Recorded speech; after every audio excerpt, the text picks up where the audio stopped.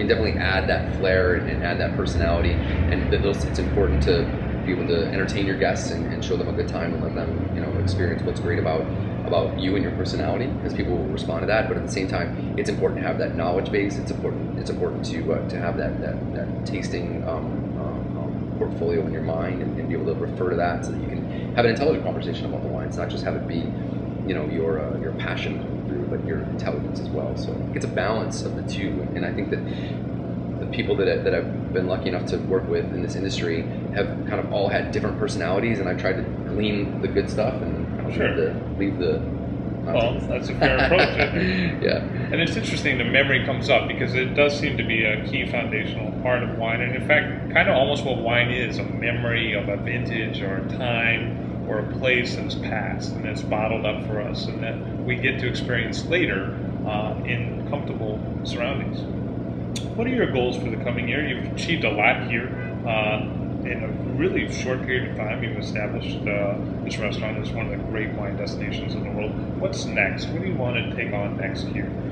Well, I mean, I think the goal for me now is to try and not only maintain, but I think also just continue to add more interesting wines. Maybe now is the opportunity for me, because the wine list is so based on the classics, and yeah, I mean, I've definitely got some of the more, for me, the great value wines, like wines from the Loire Valley.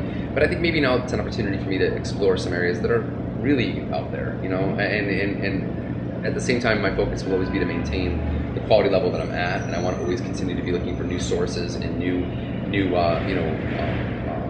clients to reach out to try and generate this great thing that I've started. But I think it's a good opportunity to, you can maybe get stuck in a rut as a sommelier sometimes, and Sure. I think you've got to realize that there are new. Even Patrick has too much 1900 Margaux sometimes. It's always a problem, and I can never find a place to put it. But no, I mean, I think that there's always new and interesting things that you can look at, and new regions and new winemakers that you want to make sure you're up on. So for me, it's more about just keeping myself sharp. You know what I mean? I think it's easy to fall into a rut when you get to a certain point in your career, and it's easy just to hang at the beach. Stop talking about it. No, but every new vintage brings a whole set of new, without a doubt, realities. It's right? true, and tasting those vintages and experiencing what's going on with especially with the new environment that seems to be coming upon us. I know that Sure. Germany's never had so many great vintages in a row. It's incredible the change in Germany. Yeah, it's they're loving the heat there. Not necessarily. Well, I've heard stories about growers looking for traditionally bad vineyard sites that would produce less ripe wines because the wines have experienced more ripeness due to the heat in that area of the world has come up. And do you find yourself drinking some of these interesting wines at home and thinking, hey, how can I integrate this into the program? Some of these wines that are kind of captivating your interest lately, is that more of on the personal side at home, or maybe when you go out, you have these kind of wines and you thought you might bring it back here, or what is the influence? No, I mean, for me, my dining patterns tend to, very much revolve around my neighborhood, which I think in New York everybody does. Very New York thing to do, stay in the neighborhood. Yeah, so I live, downtown in the Lower East Side, and down there. Plenty of great places to be. Yeah, it's true. Yeah, especially for guys that kind of have a more geeky side with their wine attractions. So I find myself spending more time at places like Ten Bells or Great Wine Bar. Yeah, in the Lower East. Or Paul Greco's Terroir, another one that's wonderful sommelier top one. Yeah, so because of the influence of those places that I hang out and tend to drink more wine at, it inevitably affects it. So it's like a trickle up theory. I guess so. You're bringing a little Lower East in on the. Yeah, but I've definitely got a fair amount of cases of wines that never sell here at the restaurant. Well, I'll be in shortly. Yeah, great. We'll bring Paul and. Please, yeah, I actually, you never think you say it, but I actually need more wine geeks to come up here. Well, we're going to do what we can for you. Yeah. No, but I think that what you're saying is that there is some evangelism that's going on in some of the less well-known areas of Manhattan, some of the less classic areas of Manhattan, and it's kind of affecting what the wine conversation is amongst sommeliers and people who like to drink wine on a regular basis. Without a doubt, no, yeah. I mean, looking at what's happening in the restaurant scene in New York right now. I mean, you can't help but look at Williamsburg and what's going on, and Greenpoint and other areas out there. I mean, it's just because the view is that way across the river. It's true. It's true. Yeah, I mean, you could either go there or New Jersey, and those are the best viewpoints of the city nowadays, right? I'll take Williamsburg. No offense. Yeah. Chris Christie. Yeah. So yeah, I mean, I think, and if you look at what's happening with the wine scene in areas like Williamsburg, it's about small producers and guys are looking to portfolios like the wines from Joe Dresner and some of these other great portfolio of natural wines that are imported to the country. Yeah, I mean, so you can't help but see a lot of those wines influenced in that area, but you don't tend to see many of those wines being served in Midtown, it's inevitably, because of my love for these wines, they're here. So fighting away. Yeah. A fight that my F&B manager, wishes I wouldn't fight, but yeah, I tend to, That's why. That's neither here nor there. So, man, I'm gonna get myself in so much trouble with this. You can always edit this out later, folks. Please, it's really fun. So, Patrick, tell us. I mean, you've explained a lot about what you've been doing, what your goals are, what the list is about.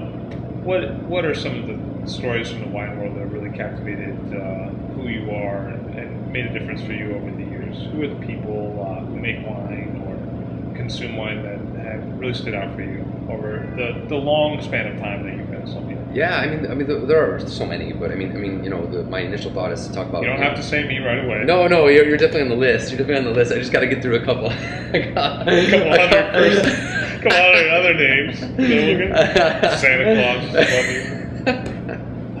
Go ahead. I think the relationships that I've built with some great winemakers in Burgundy, come to mind. I mean, Christophe Roumier for me, certainly top producer, Cuisine, Beaumar, and many others. He's a legendary producer and a producer that makes wines that dominate not just the wine that's here, but my personal cellar as much as I can get them. Although I'll be making it hard. I'm making it harder to get those wines by talking that. I tend to drive. Isn't that terrible? Wines, the passion, At some point, you have to question. When we were talking about what wines to talk about today, I was. I don't want to show that one. No, because you'll have to come to the restaurant to find out about those wines. It's true, because every time you mention them, you inevitably drive the price up and the allocation down, which is it's definitely a pitfall of wines that are in demand. People want sure. want to drink better for less. Common goal amongst a lot of people. Without a doubt. But I mean, I think some producers in the Loire, I think, have really inspired me. Really amazing terroir. Yeah, it's so to look at some of the growers not only making white wines from that area, which are a little bit more I think interesting for people in this country, but also the great wines made in the red form. I mean, the wines from Clos Rijard, I think for me true is inspirational and such a standout and so not only highly regarded, I think, from a sommelier standpoint, but even if you talk to other winemakers that make wine in that region, or even just in France, I think. Yeah, put on such a pedestal. The Italians probably a little more begrudging, but it's true. There's really great wine, which is in Samoa Champagny, made from the Cabernet Franc. Yeah, great variety, although they make a white. And Pierre Bise is another producer of great reds in that area. But obviously, I know that you're a big fan of Bouet and Furreau, and maybe some of the Muscadet producers as well. So that whole region is really chock full of great up and coming or arrived estates, and it's not the first time someone's brought that region up. I think it's during this course of interviewing other sommeliers that other people have mentioned the Loire is really a touchstone for them. So there seems to be something to that.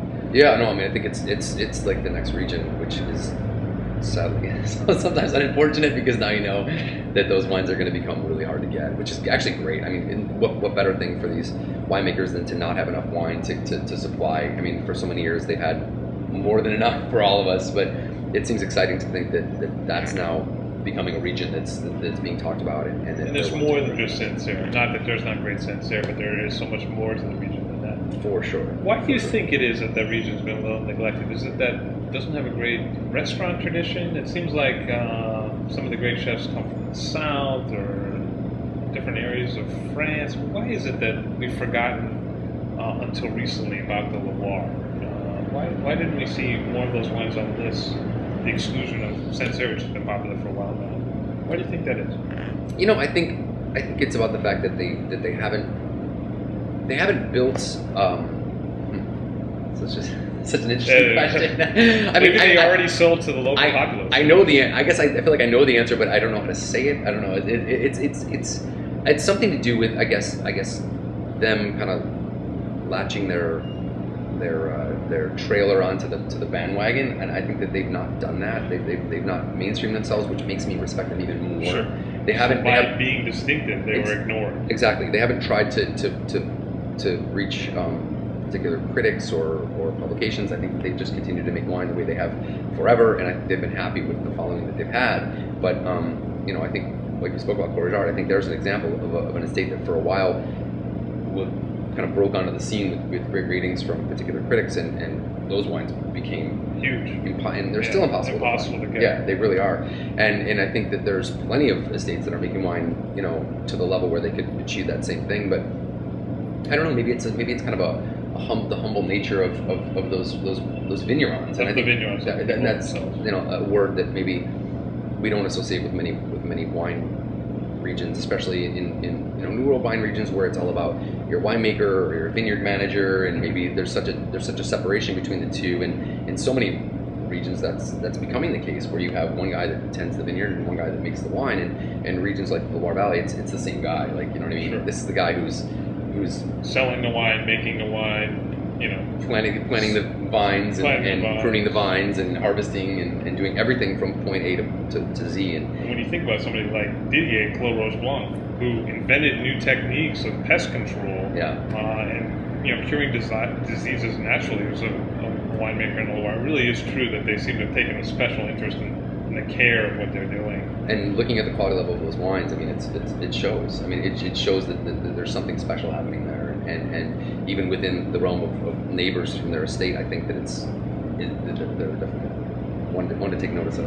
Or one to forget. Yeah, there goes the price. Buy the wine.